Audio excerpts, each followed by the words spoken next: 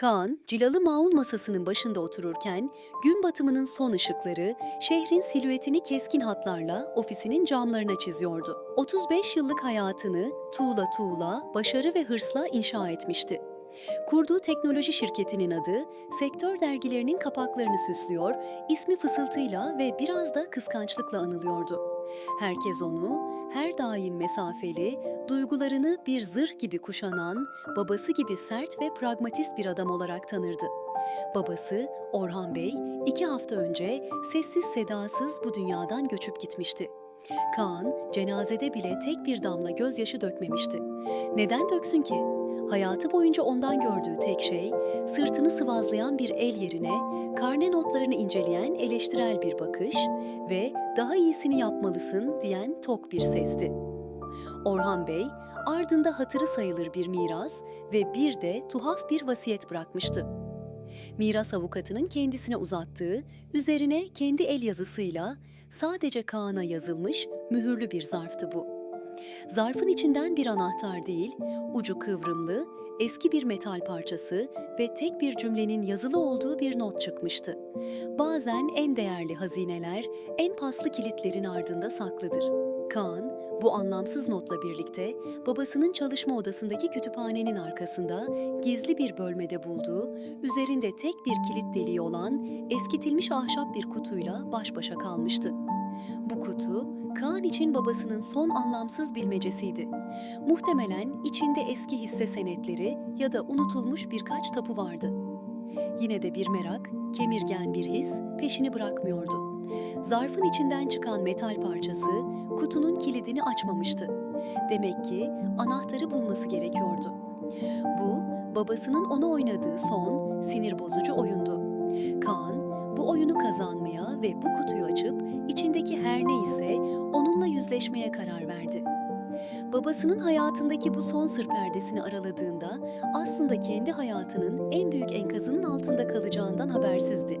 Kaan'ın anahtar arayışı onu önce doğup büyüdüğü, şimdilerde metruk bir halde duran eski aile evine götürdü. Yıllardır adımını atmadığı bu ev, toz ve anıların kesif kokusuyla doluydu.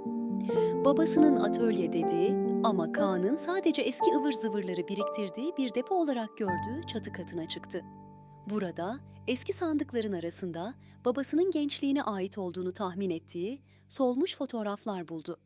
Fotoğrafların birinde babası elinde bir fırça, yüzünde Kaan'ın hiç görmediği bir gülümsemeyle bir tuvalin başında duruyordu. Kaan bu fotoğrafa anlam veremedi. Babası, rakamlardan ve bilançolardan anlayan, sanatı boş iş olarak nitelendiren bir adam değil miydi? Arayışı onu, babasının yıllardır her ay düzenli olarak ziyaret ettiğini öğrendiği, şehrin unutulmuş bir köşesindeki küçük bir huzurevine yönlendirdi. Orada babasının eski bir dostu olduğunu söyleyen, tekerlekli sandalyede oturan yaşlı bir adamla Hüseyin Bey'le tanıştı. Hüseyin Bey, Orhan'ı bambaşka bir dille anlatıyordu. "Orhan," dedi yaşlı adam titrek bir sesle. "Tanıdığım en fedakar adamdı. Özellikle de annenizin o amansız hastalığa yakalandığı yıllarda boy belli etmezdi ama omuzlarındaki yük çok ağırdı." Kaan şaşkındı. Annesinin hastalığı zorlu geçmişti, evet, ama babasının işleri hep yolunda gitmişti. Babası onlara hiçbir zaman maddi bir sıkıntı yaşatmamıştı. "İşleri iyiydi," diye mırıldandı Kaan. Hüseyin Bey acı acı gülümsedi. "İşleri mi?" Orhan'ın o küçük muhasebe bürosu annenin tedavi masraflarının yanından bile geçemezdi. O adam gündüzleri bürosunda, geceleri ise kimselere söylemeden omuzlarında çimento torbaları taşıyarak bir inşaatta hamallık yapardı. Senin en iyi okullarda okuman, annenizin en iyi doktorlara görünmesi içindi her şey. O tuvalin başına geçip resim yapmayı ne kadar özlediğini bir ben bilirim. Kaan'ın beyninde şimşekler çakıyordu. Babası ve resim, inşaatta çalışan bir baba, bu anlattıklar onun tanıdığı Orhan Bey portresiyle taban tabana zıttı. Anlattıkları bir yapbozun parçaları gibiydi ama bir türlü birleşmiyordu. Hüseyin Bey, anahtarın nerede olabileceğine dair bir ipucu verdi. Orhan, en değerli şeylerini en çok yara aldığı yerlere saklardı. Bu esrarengiz cümle, Kaan'ın zihninde tek bir anıyı canlandırdı. 10 yaşındayken Babasının ona ahşaptan oyduğu küçük bir atı vardı. O at onun en değerli oyuncağıydı. Bir gün babası eve sinirli gelmiş ve Kaan'ın oyuncağını "Ders çalışman gerekirken boş işlerle uğraşıyorsun." diyerek elinden kapıp kırmıştı. Kaan o anı hiç unutmamıştı. Kalbinin ilk defa o gün kırıldığını düşünürdü.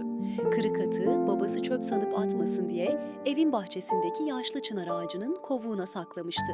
Kaan yıllar sonra o ağacın önüne geldiğinde içinde bir sızı hissetti. Elini tereddütle kovuğa soktu. Parmakları çürümüş yaprakların arasında ahşap bir pürüz hissetti.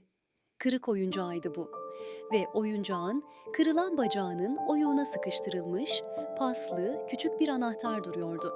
Ofisine döndüğünde elleri titreyerek kutunun kilidine anahtarı soktu. Tık sesiyle birlikte yılların sessizliği bozulmuş gibiydi. Kutunun kapağını kaldırdığında ne hisse senedi ne de tapu vardı. Kutunun içi deste deste sararmış mektuplarla doluydu. Hepsi babasının el yazısıyla yazılmış ama hiç gönderilmemiş mektuplardı. Ve mektupların en altında o gün kırıldığını sandığı ahşap atın aslında babası tarafından ustaca tamir edilmiş, cilalanmış hali duruyordu. Kaan ilk mektubu eline aldı. Tarih oyuncağın kırıldığı günden bir sonraydı. "Canım oğlum, bugün sana hayatımın en büyük yalanını söyledim. O oyuncağı kıran benim öfkem değil, çaresizliğimdi. Bugün resimlerimi götürdüğüm son galeride beni reddetti. Sanatın karın doyurmayacağını bir kez daha anladım. Senin benim gibi hayallerinin peşinde sürünüp yoksulluk çekmeni istemiyorum. Bu yüzden sana karşı sert bir duvar örmem, seni hırslandırmam gerek. O oyuncağı değil, bugün kendi kalbimi kırdım. Affet beni." Kaan mektupları bir bir okudu. Her biri babasının gizli dünyasına açılan birer kapıydı. Okul birinciliklerini, mezuniyetini, şirketini kurduğu günü uzaktan nasıl bir gururla izlediğini ama sevgisini göstermekten nasıl korktuğunu anlatıyordu. Çünkü Kaan'ın duygusal bir sanatçı değil, ayakları yere basan sağlam bir adam olmasını istemişti. Son mektupta ise en büyük sırrı öğreniyordu. Ailelerinin refahı, babasının o başarılı işlerinden değil, Kaan'ın hiç tanımadığı anneannesinden kalan ve babasının yıllarca gizlice yönetip büyüttüğü bir mirastan geliyordu. Babası, annesi hastalığında kendini yetersiz hissetmesin, oğlu da babasını başarısız bir adam olarak görmesin diye tüm bu zenginliği kendi başarısı gibi göstermişti. Hayatı boyunca başarısız bir sanatçı olmanın utancını, başarılı bir iş adamı maskesinin altına gizlemişti. Kaan saatlerce ağladı.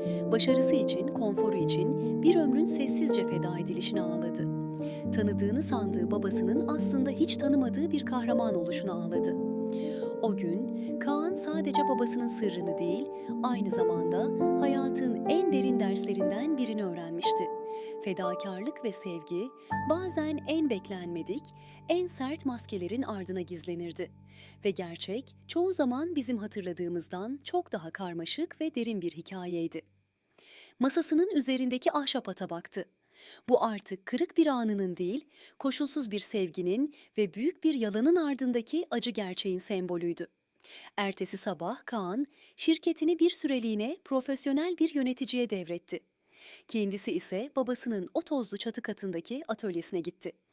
Üzeri örtülü tuvali kaldırdı ve eline yıllardır kimsenin dokunmadığı bir fırçayı aldı. Babasının yarım bıraktığı hikayeyi tamamlamak, belki de kendi hikayesini yeniden yazmak için ilk fırça darbesini vurdu.